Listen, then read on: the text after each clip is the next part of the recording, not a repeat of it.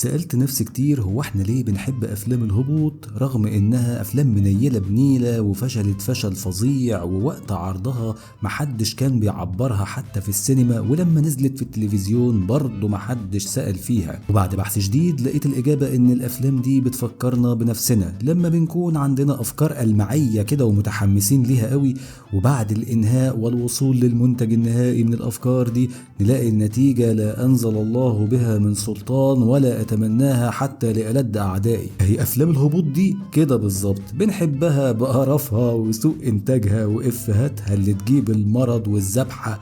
بنحبها علشان هي شبهنا، او من الاخر كده علشان بتفكرنا بخيبتنا التقيلة. فخليك معايا لغاية الاخر علشان الواحد شاف درر من افلام الهبوط. فيديو في حب افلام الهبوط الجميلة اللي كلنا بنحبها.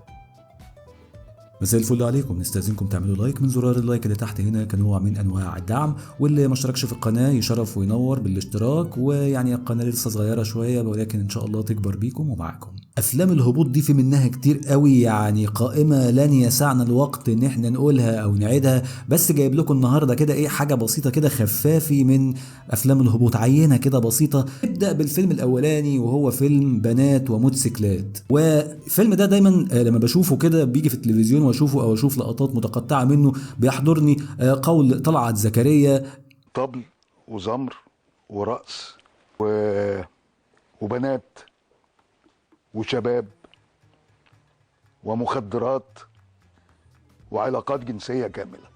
صناع العمل كنتوا بتفكروا في ايه وانتوا بتعملوا الفيلم ده؟ بمنتهى الامانه الفيلم لا قصه لا تمثيل لا اي حاجه في الدنيا. الفيلم ده كان بطوله ممثله وموديل اسمها تيتيانا، وبيشاركها البطوله الفنان صالح عبد النبي. اللي انا شاكك يعني، وكلنا في الغالب شاكين في الموضوع ده، ان صالح عبد النبي غالبا بعد الفيلم بتاع فتح عينيك مع مصطفى شعبان لما ايه العربيه جت لهفته كده بالنص، الفنان صالح عبد النبي ما شفناهوش تاني تقريبا او ما ظهرش تاني. احنا شاكين الحادثه دي على فكره كانت بجد وحقيقي وما كانتش تمثيل، لان الفنان صالح عبد النبي تقريبا اختفى بعدها تماما. قصه الفيلم بمنتهى البساطه بتحكي عن مجموعه من الشباب بيشتركوا في بعض سباقات الموتوسيكلات وبعض العلاقات العاطفيه المتشابكه الغرائبيه. يعني الفيلم ده انا مش فاهم عدى ازاي رقابيا، الفيلم ده عدى من تحت ناب الرقابه ازاي انا مش عارف. الفيلم ده فيه حاجات كتير جدا يعني المفروض ما تتعرضش في السينما المصريه، وبرضه فيه بعض الافكار الغريبه جدا. فيلم يعني هو واخد طابع امريكي شويه الى حد ما، ولكن في النهايه هو فيلم يعني منيل بنيله، فيلم صعب جدا، فيلم صعب الهضم كمان من الممثلين اللي فيه. الممثلين اللي فيه تمثيلهم للاسف سيء جدا، القصه والحبكه يعني متدنية. ففيلم يعني ايه كان سيء جدا وقت عرضه، ولما نزل في التلفزيون كان أسوأ. فيلم رقم 2 معانا وهو فيلم الأكاديمية بطولة الفنان سيبها بظروفها ما يمكن تاني ما نشوفهاش، الفنان نادر حمدي. يعني من أجمل الفنانين اللي أنا بحبهم على المستوى الشخصي نادر حمدي، المغني اللي بيغني في فرقة واما، ومع صديقه وزميله الفنان أحمد الشامي اللي برضه بيغني معاه في فرقة واما. وكانت محاولة منهم هما الاثنين للركوب رابع جنب اخواتهم محمد نور واحمد فهمي في ميكروباص التمثيل، اللي يعني ايه بدا فريق واما في فتره ما كده يبداوا ان هم يدخلوا فيه. هل نادر حمدي واحمد الشامي كانوا بيمثلوا وحش في فيلم الاكاديميه؟ لا والله، كان ماشي حالهم، تمثيلهم كان عادي جدا ومقبول بالنسبه لاول تجربه، وبالنسبه يعني مغنيين اساسا او ما لهمش علاقه بالتمثيل وبيبداوا اول تجربه ليهم، تمثيلهم كان تمام جدا. مشكلتي مع الفيلم ده حاجه واحده بس، القصة الغرائبية التي تتمتع بكل عناصر اللامعقوليزم اللي في العالم الصراحة. رغم ان فيلم الأكاديمية ده إنتاج سنة 2009، يعني المفروض أنت بتتكلم عن الشباب في الجامعي في سنة 2009 أو في الجامعات الخاصة في سنة 2009. اللي انت بتقوله في الفيلم ده يا فندم ده حاجات قديمة جدا وخناقات قديمة جدا وشغل الشلالية بتاع الجامعة والكلام ده. الكلام ده انتهى من زمان، كان وقتها مش موجود. ما انا يعني وقتها كنت في الجامعة، وقتها شفت الحاجات دي، ما كانش موجود يا جماعة الحاجات اللي انتوا بتقولوها في الفيلم دي خالص. والعلاقات العاطفية الكرنجية إلى حد الثمالة، يعني بص دماغك كده تروح منك من كتر العلاقات الغريبة، ووشك يتكرمش ويطبق زي كنز الحاجة الساعة بالظبط. السيناريو والحوار في فيلم الأكاديمية مخيشين في حيطة مسلح. الكلام الرومانسي اللي بيتقال في الفيلم يعني والله من أفلام القديمة بتاعت محمد فوزي وفريد الأطرش يستحوا ان هم يقولوا الكلام ده. حاجات قديمة جدا وصعبة الهضم للغاية. فيلم الأكاديمية من كتر درجة تخييشه يعني خلى الفنان نادر حمدي يعني يعود تاني إلى أدراجه. قال لك بقى إيه، لا تمثيل ولا قرف بقى، احنا نرجع بقى إيه بكرامتنا إلى عالم الغناء والفن، ونرجع بقى إيه كمان لعالم التوزيع الموسيقي. والفنان نادر حمدي دلوقتي من أكبر الموزعين الموسيقيين في مصر أصلا. والفنان أحمد الشامي برضه تراجع عن فكرة التمثيل دي أعتقد يعني، وابتدى يتجه إلى مجال البيزنس، وفي نفس الوقت برضه بيشتغل في المجال الغنائي زي ما هو. وكان قرار صائب الصراحة منهم هما الاتنين، وأحييهم عليه جدا. مش عيب ان احنا نغلط، بس العيب الاستمرار في الغلط. وده للأسف اللي عمله الفنان اللي جاي معانا، اللي مش غلط مرة ولا اتنين، لا ده 3 ويعني وزود في الغلط جامد قوي. فنان إساف او المطرب إساف قال لك اما نشوف موضوع التمثيل ده، شاب حليوة شكله كويس بيعرف يتكلم كويس، كان وقته بقى ايه لسه الدنيا حلوة معاه في الأغاني وفي المزيكا. عمل فيلم بطولة مع الفنانة بشرى سنة 2009 اسمه الحكاية فيها منا. كفاية الاسم وحده يكفي.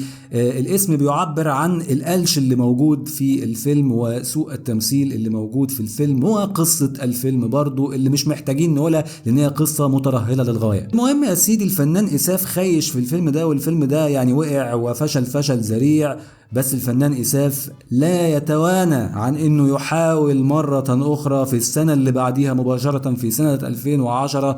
قال لك اما ايه نجرب حظنا تاني، مش معنى ان احنا خيشنا في فيلم ان احنا كده فاشلين في التمثيل، نجرب مرة تانية. اتحفنا بفيلم ماشيين بالعكس اللي برضه خيش نفس درجة تخييش الفيلم الاولاني. فيعني واضح ان هو ايه حس ان لا تصدق يا إساف الكار ده مش كارك، خلينا نرجع تاني لمجال الفن. لقى نفسه ايه برضو الاغاني مش ماشيه معاه والمزيكا مش ماشيه معاه شويه، وتوقف من سنه 2010. ولكنه برضو ما زال على العهد يا فن، انا جاي لك واللي يحصل.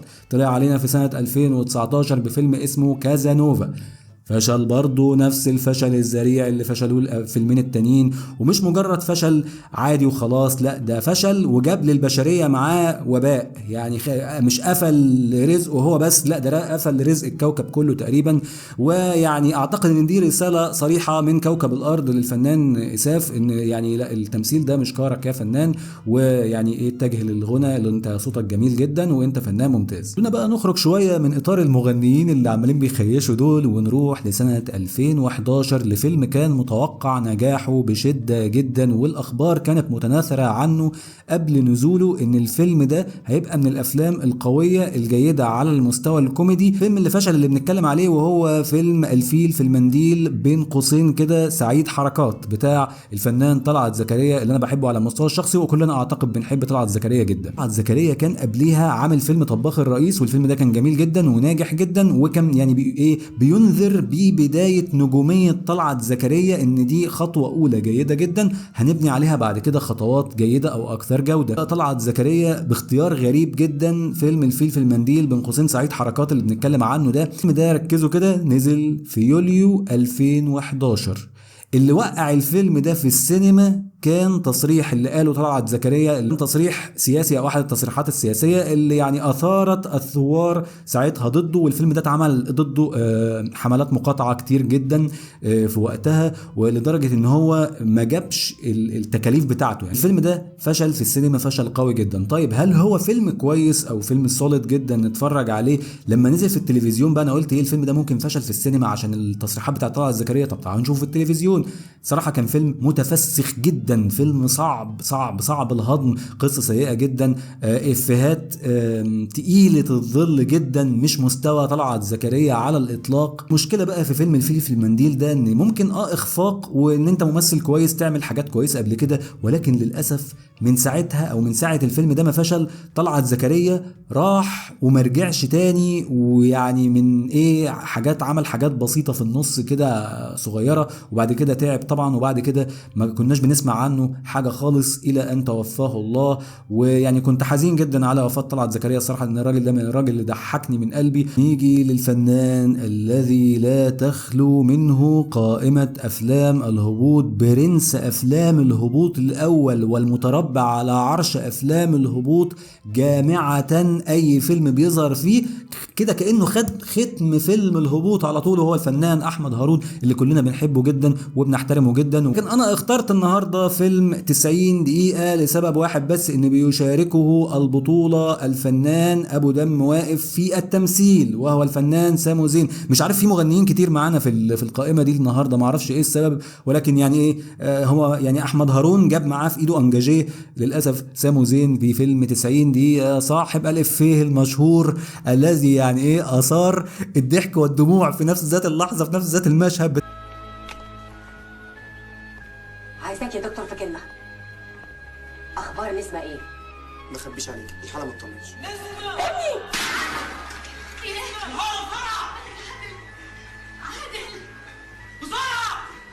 احكي في فيلم 90 دقيقة مش مقتصر على المشهد بتاع نسمة ده كده الغرائبي ده وبس، لا الفيلم مليء باللقطات الملزقة والمحنيطة يعني فظيعة جدا، سواء من الفنان احمد هارون ورومانسيته الغريبة جدا، مش فاهم الرومانسية معاهم مش ظابطة قوي. وسامو زين برضو، يعني سامو زين كان اكثر تلزيقا من احمد هارون واكثر تلزيقا من الجل اللي هو ملزق بيه شعره شخصيا. سامو زين الصراحة كان يعني فيلم غريب جدا. الفيلم ده مش هقدر اقول ان هو فشل سينمائيا، لان كان سامو زين وقتها واخد دفعة قوية جدا، نجم صاعد يعني في الغناء، وكان عامل اغاني فعلا جميلة جدا موسيقيا وفنيا، ولكن احنا هنا بنتكلم عليه تمثيليا صراحة سيء جدا. الفيلم ده فيلم من كتر ما هو فيلم يعني يثير الاشمئزاز تضحك عليه. انا بقيت بتفرج على الفيلم ده لما يجي، على فكرة هو فيلم انا بحبه جدا، بحب اتفرج عليه عشان اضحك الصراحة. الفيلم ده مليء بالضحك يعني من كتر ما هو واخد نفسه بجدية تضحك عليه. للاسف ما عدا في هذه القائمة فيلم لمحمد سعد، فيلم اللي هناخده لمحمد سعد النهارده وهو فيلم تك تك بوم، الفيلم اللي صدر وقت الثورة او وقت 2011 بالظبط. وكان خطأ كبير من محمد سعد اصدار الفيلم ده في التوقيت ده، مش لسبب سياسي مثلا ان محمد سعد عنده مشكلة سياسية، ولكن الفيلم ده كان المفروض واضح ان هو كان حاجة وتحول مع مرور الوقت او مع ابتدوا يصوروا حد لعب في الفيلم ده بشكل ما، حولوا للشكل البشع اللي احنا شفناه ده. تك تك بوم ده انا بعتبره بداية الهبوط بتاعة محمد سعد بداية من 2011.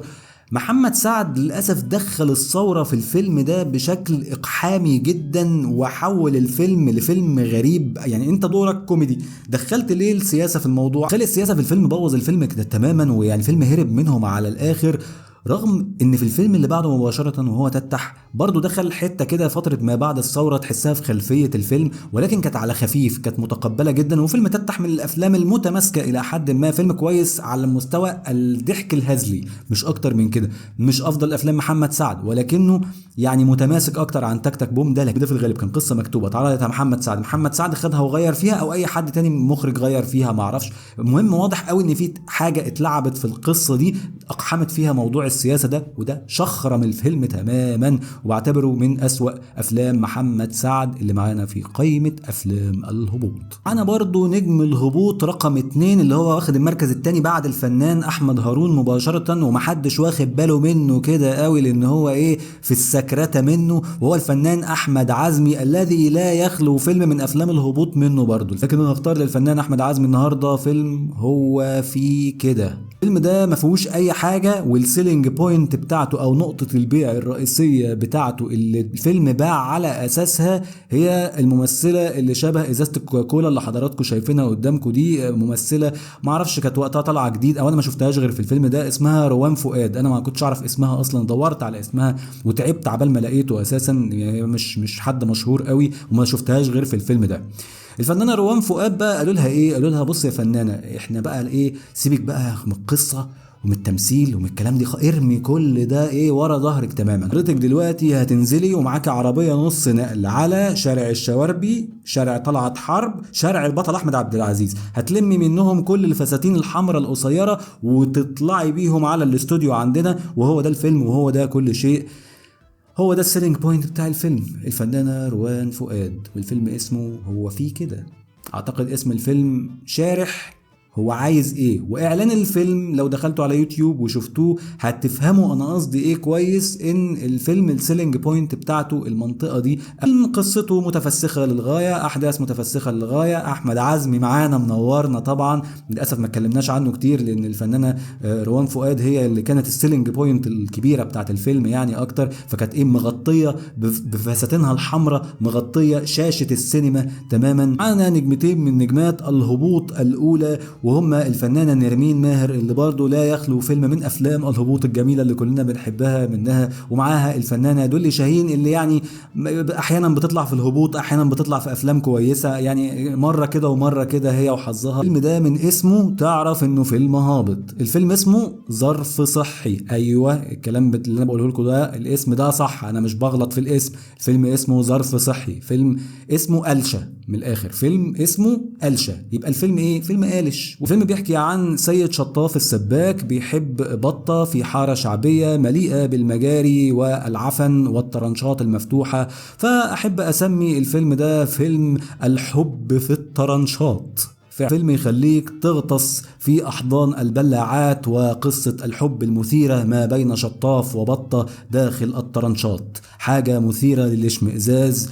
ويعني فيلم لا قصة لا سيناريو لا حوار لا تمثيل لا أي حاجة، لا تصوير حتى. الفيلم ده تصويره سيء جدا برضو. أنا بقى فيلمين مع بعض، أنا حاطط الفيلمين دول مع بعض لأن هما بنفس الاسم ونزلوا في نفس السنة اللي هي 2014، والفيلمين اسمهم على نفس الوزن والقافية ونزلوا في نفس الموسم سبحان الله. اما فيلم عمر وسلوى لكريم محمود عبد العزيز والمغنية الشعبية بوسي، والناحية التانية فيلم عنتر وبيسة بطولة محمد لطفي والفنانة الشعبية برضو أمينة اللي كانت لسه صاعدة وقتها. سبحان الله الفيلمين دول انتاج نفس السنة وينزلوا في نفس الوقت. والأكادة ايه بقى يا بالحاج كمان، بطل الفيلم هنا ممثل كوميدي، بطل الفيلم هنا ممثل كوميدي، البطولة النسائية هنا مغنية شعبية صاعدة، البطولة النسائية هنا برضه مغنية شعبية صاعدة. سبحان الله الاسم هو بس الحمد لله القصة مختلفة ما تقلقوش. خلينا نتكلم على عمر وسلوى، فيلم سيء جدا جدا جدا من الافلام الهبوط الجميلة اللي برضه فشلت في السينما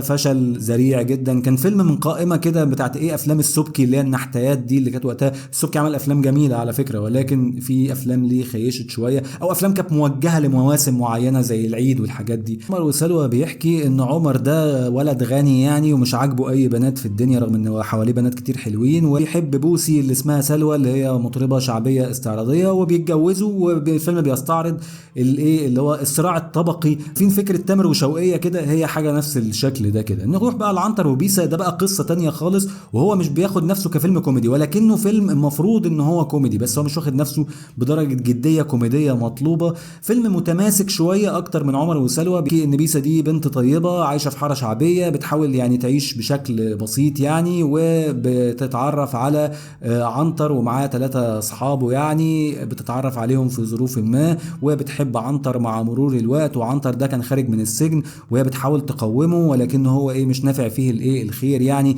ولكن فيلم برضه ضعيف جدا الصراحة ومعانا في القائمة دي، ويعني فيلم مضيعة للوقت الصراحة، ولكنه متماسك شوية يعني متماسك شوية بسيطة عن عمر وسلوى ده بقى اللي متفسخ للغاية. فيلم واقع جدا في الارض افيهاته يا نهار اسود. كريم محمود عبد العزيز لازم يشوف حل في الفيلم ده يحاول يخفيه من على جميع المنصات الصراحة. فيلم صعب قوي ويعني مش مستوى كريم محمود عبد العزيز اللي هو اساسا كممثل او كبني ادم دمه خفيف. انا مش عارف طلع منه الفيلم ده ازاي الصراحة. طبعا قائمة افلام الهبوط تطول ويعني ايه انا يعني قلت بس كده ايه دي عينة بسيطة كده بنستعرضها، بس في يعني شوية افلام تانية هقولها لكم في جزء تاني ان شاء الله. انا تعبت من الكلام على الافلام دي، تعبت نفسيا وبدنيا وفنيا زي يعني كابتن حفيظ دراجي.